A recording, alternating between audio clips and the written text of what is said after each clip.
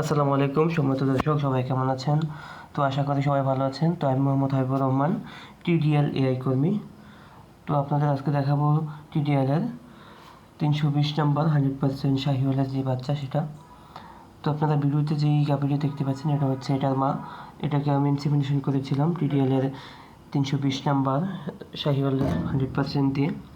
তো বাচ্চাটা দেখতে পাচ্ছেন, বাচ্চাটা কিন্তু দেখতে অনেক চমৎকার হয়েছে। দেশি গাভী থেকে কিন্তু চমৎকার একটি বাচ্চা এসেছে।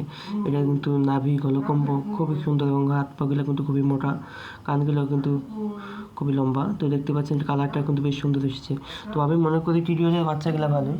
টিডিওলের কোম্পানি বেশ আমি যতটুকু দেখেছি, আমি তো মোটামুটি অনেকটি বাচ্চা মাঠে পেয়েছি আমার হাতে প্রজনন করা। তো সবগুলি বাচ্চাই কিন্তু ভালো আসে। গেটআপ কিন্তু মোটামুটি দেখতে অনেক ভালো। এটা সার বাচ্চা যদি হতো তাহলে কিন্তু এটা আরও সুন্দর হতো, আরও অনেকটা দেখতেও বড় সড়ো হতো।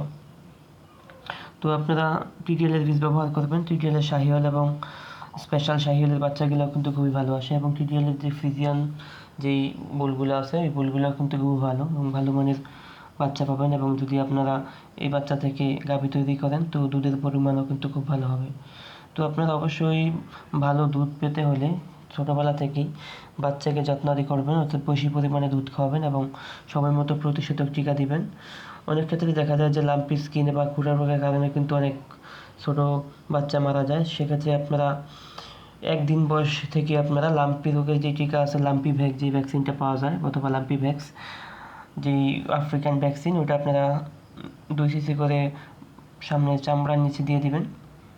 তাহলে কিন্তু আপনার 6 মাস পর্যন্ত আশা করা যায় যে লাম্পি ভাইরাসের আক্রান্ত হবে না। তো আপনারা অবশ্যই বাছুরকে পর্যাপ্ত দুধ খাওয়াবেন, তাহলে আপনারা ভালো মানের একটি বাচ্চা পাবেন এবং পরবর্তীতে এটি গাভী হয়ে ভালো দুধ দিবে। তো আশা করি সবাই ভালো থাকবেন। সবাই চ্যানেলটি সাবস্ক্রাইব করবেন এবং পাশে থাকা বেল আইকনটি বাজিয়ে রাখবেন। ধন্যবাদ সবাইকে। আসসালামু আলাইকুম।